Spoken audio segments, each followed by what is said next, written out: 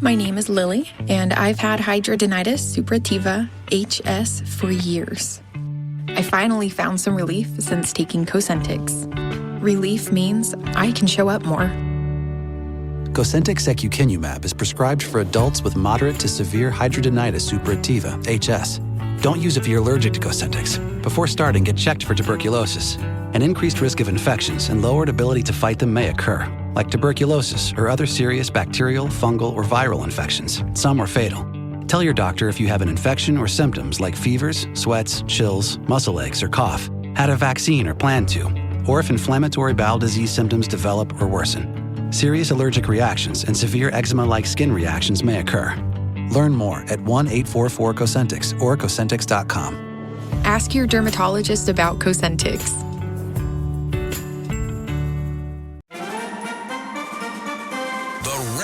Media Podcast Network presents This is Protecting America. Now, here's Emmy-winning journalist Rita Cosby. And welcome to another edition of Protecting America. I'm Rita Cosby.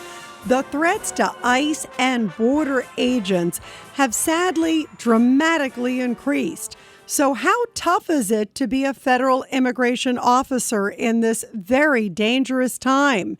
Well, joining us now to discuss this and more is Paul Perez. He is the president of the National Border Patrol Council.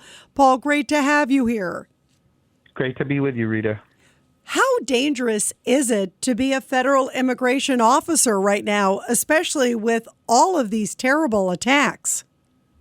Well, look, law enforcement in general has always been pretty dangerous, especially with the rhetoric from the left where they were anti-law enforcement, defund the police, that mentality.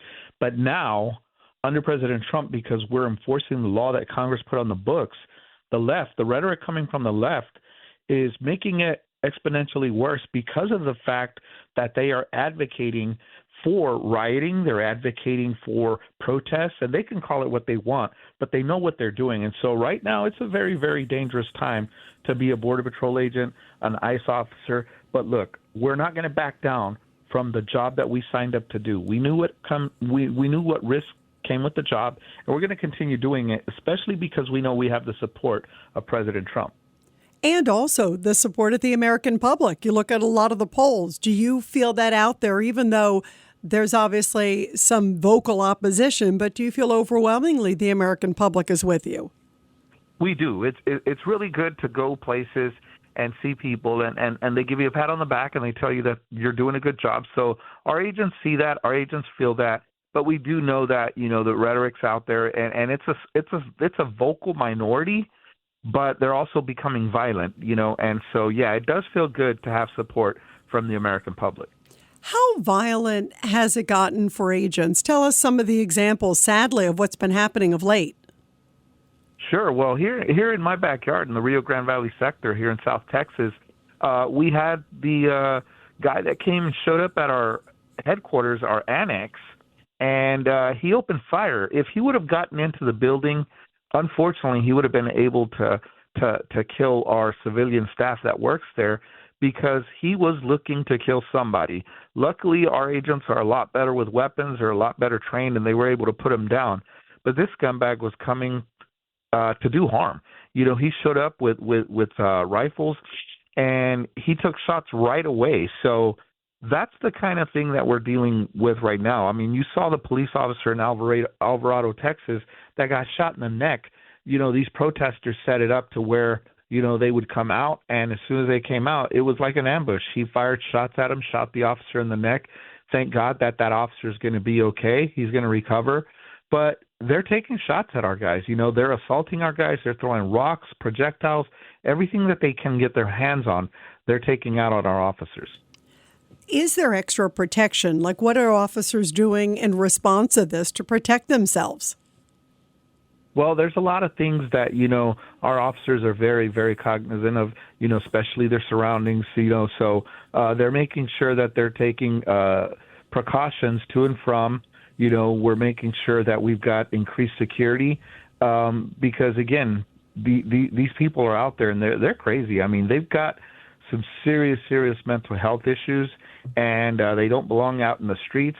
and they've been suckered by the left into believing that we're out there doing jackbooted thug things when we're not. We're only enforcing the law. We're doing exactly what President Trump said we were going to be doing when he was elected in the office. And so the public knew exactly what we'd be doing, but these guys are so out there. They hate Trump, they hate law enforcement, and they want to protect people that have no legal right to be in this country, a lot of whom are committing crimes. How much do you think, Paul Perez, it is sort of anti-Trump versus anti-even immigration agents? I think it's anti-Trump, and let me go back to when Obama was in office. And I've worked under 5 presidents in 28 years. That I've been doing this job. When Obama was in office, they called him the deporter in chief. Obama was the one that put kids in cages. Where was the outrage? Where was all the complaining, the rioting? Where was that when Obama was doing it? There wasn't any. It wasn't until Trump came in and amplified it because he knew it was the right thing to do. He knew this country needed it. And all of a sudden, they hate Trump. So by hating Trump, they hate everything that he does. And one of his signature marks is the immigration aspect, the border security aspect. So a lot of those people, they just look for something to complain about because they are victims of Trump derangement syndrome. How much do you think also this is organized? There are obviously lone individuals that have mental health issues, that have problems, that are angry at ICE or angry at President Trump, that are sadly taking it out on officers. But also, how much do you think it also is an organized, concerted effort, too? Like you brought up the case in Alvarado. I think about some of the cases there in Texas where they busted over 10 people, and some of them had body armor. Some of them had devices, as you know, that were sort of blocking cell phones so they couldn't be traced. It seems well-financed, well-coordinated. Yeah, that's tradecraft. I mean, it's juvenile tradecraft, but they're purchasing things where they can hide their signals on their phones, and some of that stuff's commercially available. It's not limited to, law enforcement. But what they're doing is definitely organized. It reminds me of what was going on in Portland, Oregon, with all the rioting and the looting that was going on. It's the same thing. These people are getting together. Somebody's financing them. Somebody's telling them where to go. There's absolutely no way they can just show up wherever our ICE and agents and our Border Patrol agents are without being a coordinated effort. And yes, we know about the app, but there are people on standby waiting to be called out so that they can go protest, so that they can go riot, so they can go attack our officers. So we definitely believe it's coordinated. How much do you think it's foreign funded, domestic funded, and also the role of social media? I would imagine also, like you said, a lot of times it's out there, okay, we're going to start protesting. Social media certainly escalates it in a lot of ways. It's hard to know exactly where the funding's coming from. It would not surprise me one bit that it's foreign funded, simply because of the fact that the target are the illegal aliens that have come in from other countries. And so it wouldn't surprise me that it's being funded by outside of our country, but it's also these domestic terrorists that are going around, attacking our officers. And, it's gotten to the point where you've got regular citizens that are committing crimes. I don't know if you saw the video where you had the illegal alien that was chased into the clinic, and the staff of the clinic, they started impeding and attacking our officer. I mean, so it's these people that are deranged that are listening to the rhetoric from the left that are it's causing our agents to have to use more force than they would normally use in these arrests. But again, I said it earlier on another interview, these guys are playing a game of FAFO, and people are going to get hurt because our agents and officers are very, very well trained. Warning, the following ZipRecruiter radio spot you are about to hear is going to be filled with F words. When you're hiring, we at ZipRecruiter know you can feel frustrated, forlorn even, like your efforts are futile, and you can spend a fortune trying to find fabulous people only to get flooded with candidates who are just fine. Fortunately, ZipRecruiter figured out how to fix all that. And right now, you can try ZipRecruiter for free at ZipRecruiter.com/zip. With ZipRecruiter, you can forget your frustrations because we find the right people for your roles fast, which is our absolute favorite F word. In fact, 4 out of 5 employers who post on ZipRecruiter get a quality candidate within the first day. Fantastic. So, whether you need to hire 4, 40, or 400 people, get ready to meet first-rate talent. Just go to ZipRecruiter.com/zip to try ZipRecruiter for free. Don't forget, that's ZipRecruiter.com/zip. Finally, that's ZipRecruiter.com/zip. You know, you brought up also the left. I think about Karen Bass in Los Angeles when there were a whole bunch of agents that showed up. They were going to do a big raid on MS-13, sort of a big MS-13 gang sweep. And instead of saying, get out of our community, MS-13, she was screaming at the ICE and border agents, telling them to get out. How complicated is it when you've got Democratic leaders like the mayor of Los Angeles and others who seem to be impeding and certainly hampering efforts? It makes it a lot harder because we're not getting the cooperation that we should be getting from these entities, from these municipalities. I mean, also there in Los Angeles, you had the I don't know if she was on the city council or county commissioner or whatever she was, but she was calling on the Los Angeles gang members. She was calling them out for not getting involved, for not impeding. And so that type of rhetoric, you couldn't even imagine that really happening. But it's happening because elected officials aren't being held accountable by their constituents, and they're doing those things. Karen Bass should be ashamed of herself. She's advocating for illegal immigrants instead of law enforcement officers who are only here trying to do the job of protecting our country's citizens. That's despicable behavior by any elected official. Can something more be done to be a wake-up call to a Karen Bass and to some of these other folks who seem to be inspiring others or at least emboldening them to block ICE? Yeah, I think something has to be done. I think something eventually will be done, because we can't operate this way. Look, people are going to get hurt. We're 6 months into this administration. President Trump has said we're not going to stop until we've gotten everybody that we can. There's millions of people in the country illegally. So they're going to continue, and they're going to continue becoming more and more violent until we put a stop to it. And whether that's filing charges, pursuing criminal actions against these elected officials that are impeding, encouraging, and in some cases, facilitating, we're going to have to hold people accountable. And that's the only way it's going to stop so that our agents can be safe. There was a case where you brought up Portland, where ICE agents have been doxxed. I mean, that's really scary, where I think it was an ICE agent gave to a local official, here's my business card. If you want to call me or you want to talk, here it is. And as it turned out, that official then put out, here's the person's name, here's his number, here's his location.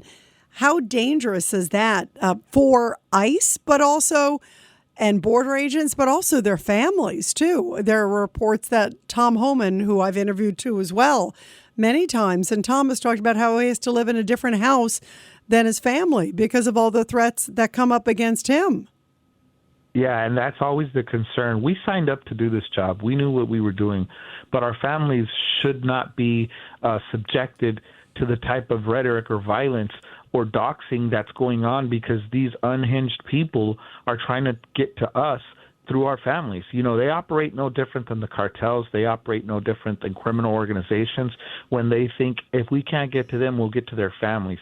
That should be a crime, and if it is, I have no doubt that the Department of Justice will go after those perpetrators because what they're doing is wrong. They're going after our families when we're doing a job, when we're doing law enforcement activities. You would never want to see anarchy in the streets of the United States because police, law enforcement, we're here to ensure law and order.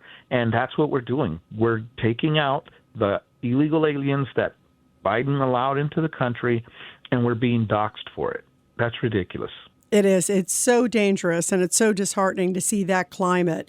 Do you also believe that so much of it is sort of this heightened rhetoric, as we're talking about Paul Perez, this Democratic rhetoric coming from the left where, you see people like Tim Walz, who was, of course, Kamala Harris's running mate, calling ICE Gestapo. You see others, Pramila Jayapal, you see Rashida Tlaib. I mean, the rhetoric has been really heightened and dangerous. How much does that sort of stir the pot? And why do you think they're doing it, knowing that surely somebody's going to be inflamed by it? Yeah, it's political pandering, and it's just another way for them to go after the president, because they will sacrifice law enforcement to protect illegal aliens, criminals. A lot of these people have committed crimes. The president talks about it all the time. He's motivated by the fact that he's had to deal with family after family after family who've lost loved ones to illegal aliens, crimes that should have never been committed, but for the Biden administration and presidents before them allowing untold numbers of illegal immigrants. But what President Biden did to this country, again, should not be forgotten because he did it the worst. And if we would have had Kamala Harris and Waltz, they're both morons, but if we would have had Waltz and they would have been worse than President Biden because I think they were true believers in an open border concept. And so we're very, very fortunate that the voters in this country saw President Trump for what he was, which is somebody who cares about this country, wants to protect its citizens. So, yeah, it's dangerous when you get politicians that are willing to sell out their fellow U.S. citizens, their constituents in many cases, for illegal alien lawbreakers. It's very sad. You talked about how much damage you think that had it been like a Tim Walz or Kamala Harris or a continuation of Biden, as you look at all those things, it's incredible. I mean, we will feel the impact of open borders for generations, no matter how great of a job. And I think our ICE agents and border agents are doing yeoman's job. We're never going to be able to get everybody who's sort of hiding in the shadows, and especially the gotaways. Are those the ones that really keep you up at night, Paul? Yes, they are, because we know that they were trying to evade detection for a reason, either because they had already committed crimes, because they were wanted, or because they'd already been deported previously, which meant they'd probably served time in Texas prisons throughout the country. And so that does keep us up at night, because you've also got to take into account the amount of people that were brought in from special interest countries, not only through Biden's parole policies, but people that we just don't know who the cartels were working to bring across, because nothing comes across the border without the cartel's involvement. And, you pay them enough money, that's all they care about is the profit. So it does concern us. It does keep us up at night. And that's why we're very, very focused on protecting this border, because we don't want anything to ever happen like what happened under Biden's administration. And perfect example, the kids. There was just that raid, a couple raids on these pot farms in California, and they found a lot of bad folks, but they also found a lot of underage kids, which makes you wonder how many of them are being human trafficked. I mean, the numbers are staggering on how many kids are missing still to this day, right? Thousands of children that are still being exploited to this day, that we're going to continue doing our job. We're going to continue rescuing them. We're going to continue going after these traffickers, sex traffickers, human traffickers, alien smugglers, you name it. We're coming after them. We know who they are. We're going after them. And we're looking to make sure that, again, these kids that were missing under the Biden administration can be found and reunited with their real families. How frustrated is it for you when you see the media? Because often the media, a lot of people in the mainstream media are sort of feeding into this frenzy and taking the side, it seems like, of the Karen Basses and the AOCs and the others. Yeah, it makes me very angry because it's complete ignorance. And, I think they don't want to see the truth for what it is, because then they have to report on what's really going on. There are very, very few honest journalists out there that are willing to look at everything and take the facts. Most of these have an agenda. They're left-leaning. They're politically biased, and they want to make sure that they can sell clicks. They're looking for stories, and most of it is how can we make President Trump look bad? That's what it comes down to. What about the judges, too? So many of these rogue judges seem unilaterally to be taking it upon themselves to be making decisions that are national injunctions, trying to block Trump every step of the way that way. And ignoring the Supreme Court.